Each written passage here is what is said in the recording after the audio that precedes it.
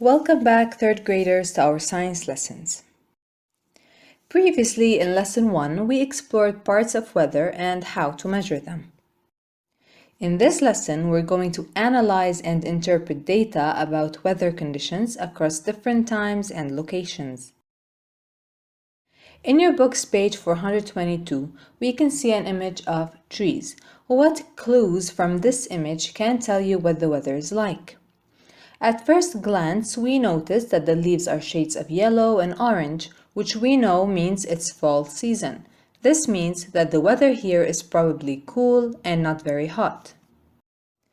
In the picture in your book's page 423, we can see a girl called Maritza.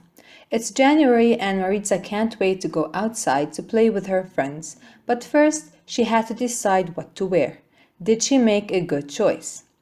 Even though it's January, if we look at the weather outside, we can see that it is a bright sunny day and the plants and trees still have green leaves. So we can assume that Maritza lives in a place where the average temperature in winter is not too low and that what she's wearing is appropriate. In Exploration 1, we will analyze and interpret data about weather patterns to understand and identify patterns of change. Observe the weather today. Was it the same yesterday or the day before? What about a month ago? Probably not. That's because weather changes from day to day, week to week, and month to month.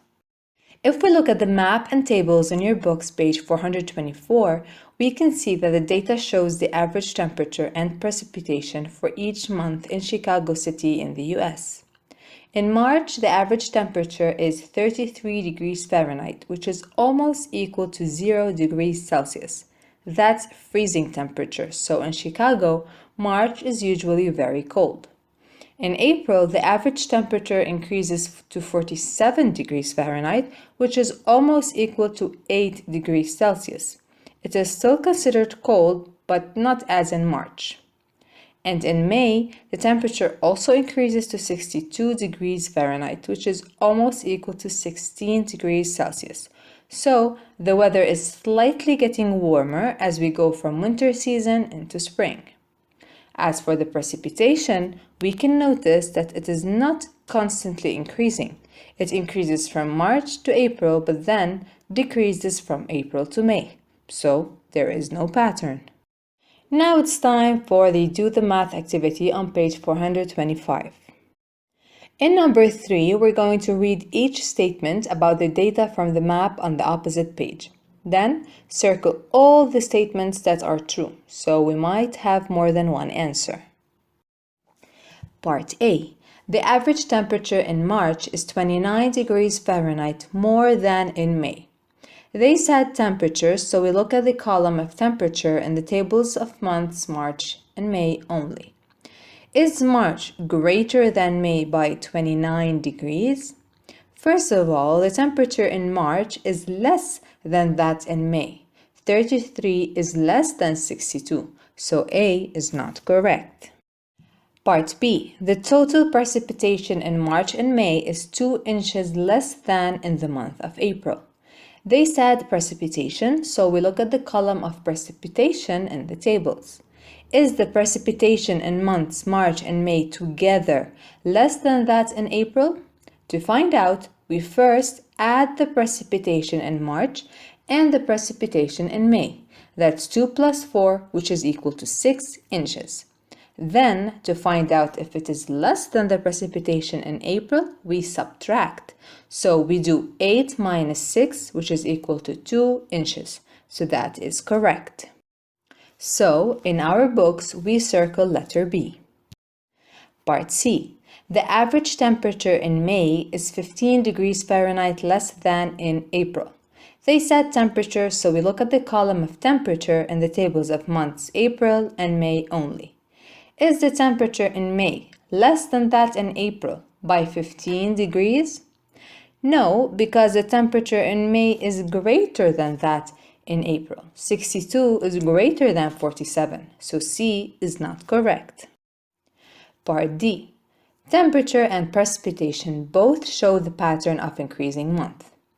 Let's figure out if we have an increasing pattern for temperature and for precipitation. The temperature is increasing from March to April and again from April to May.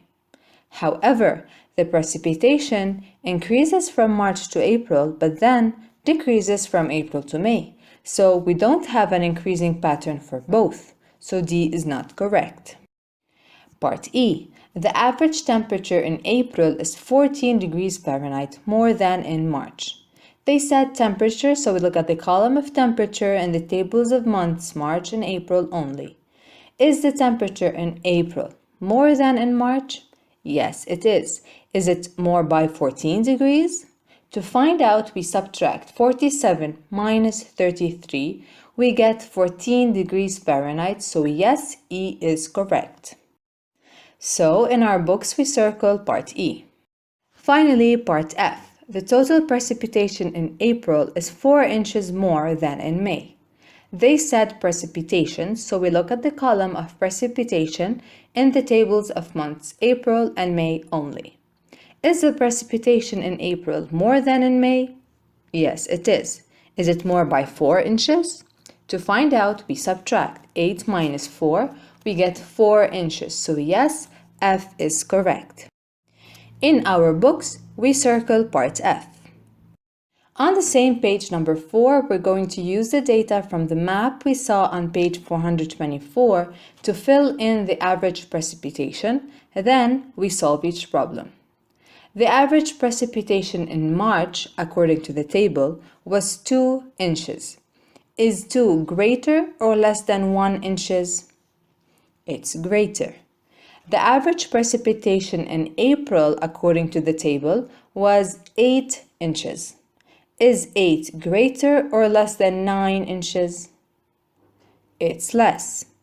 The average precipitation in May, according to the table, was 4 inches. Is 4 greater or less than 5 inches? It's less. For pages 426 and 427, I want you to skip them and go to page 428. In Exploration 2, we're going to analyze and interpret data about seasonal weather change. If weather can change over 3 months, think about how it might change over a whole year. These images show how the weather in Chicago can change within a year. In your book's page 428, in number 9, we're going to review the images of weather in Chicago. In the first picture, we see Chicago City in January. January is winter in Chicago. The weather is cold and snowstorms are common. In the second picture, we see Chicago City in March. March is spring. The weather gets warmer and strong winds can blow. Warmer weather melts the snow and ice. The third picture shows how thunderstorms roll through the city on hot summer afternoons in July. And finally, the last picture shows how fall begins in September. Some days are cloudy and gray, and the temperatures are cool. On the next page, page 429, number 10, we're going to circle all of the statements that describe weather throughout the year in Chicago. Part A. March can be windy. They said in the caption on the previous page that in March, strong winds blow. So yes, it is windy. B. Snowstorms are common in September. In September, fall begins and the weather is still cool, not yet very cold, for snowstorms to start, so B is not correct. C. January can be stormy with lots of snow. Since January is winter in Chicago and the weather is very cold with lots of snowstorms, then yes, C is true. And finally, D. Hot weather in July can bring afternoon thunderstorms. It is true since they said that thunderstorms are common in July. On the same page number 11, we're going to skip it and go to page 430. Weather conditions such as temperature and precipitation are always changing. Meteorologists measure these conditions every day. They find the average of their measurements and record them in tables. These tables help us see patterns in the weather, like for example this table that shows us some measurements taken about Beirut city in Lebanon. If we look at each column of the 4 seasons, we can see that the temperature is barely changing from one year to another. This can help us predict average temperature of the coming year in a specific season. We can also predict how the weather would feel in each season for Beirut. For example, we can tell that in summer, the weather in Beirut is hot, while in winter, the weather is cold but not cold enough for snow to fall. Now skip pages 430 till 438 and go to page 441. In your books, pages 441 and 442, we're going to answer the lesson check together. Pause the video here if you would like to read the questions on your own and try to guess the answers, then unpause to continue.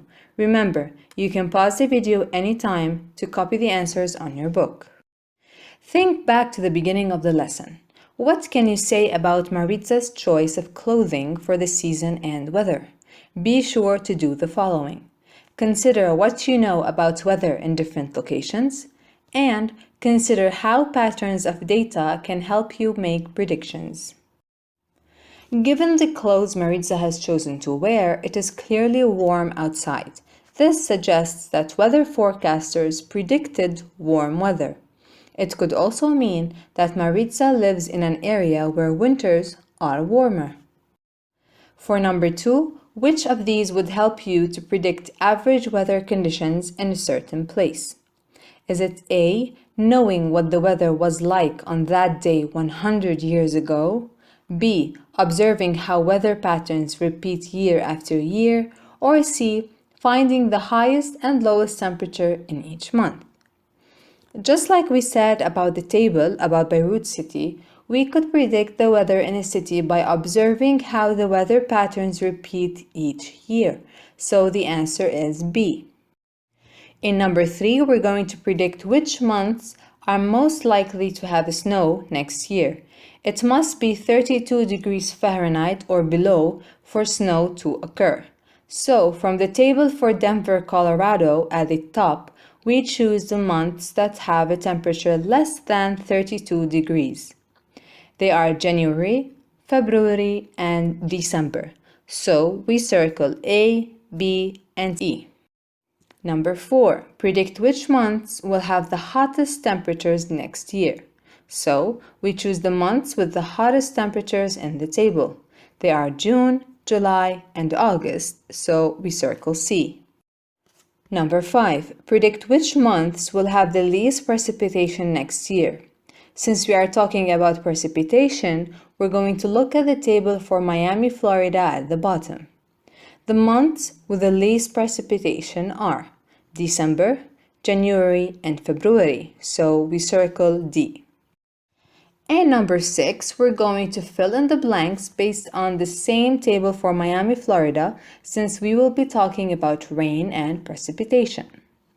The data show that the rainiest part of the year begins in the month of blank and ends in the month of blank. The rainiest part of the year in Miami is in May with 5 inches of precipitation and ends in October with 6 inches of precipitation. Which 2 months are most likely to have about 8 inches of rain next year? We look at the table and see which months have the closest precipitation to 8 inches. We have July with 7 inches and August with 9 inches. That's it for this lesson. In the next lesson, we're going to identify dangerous weather types and what damage they cause, and how scientists can prevent such damage.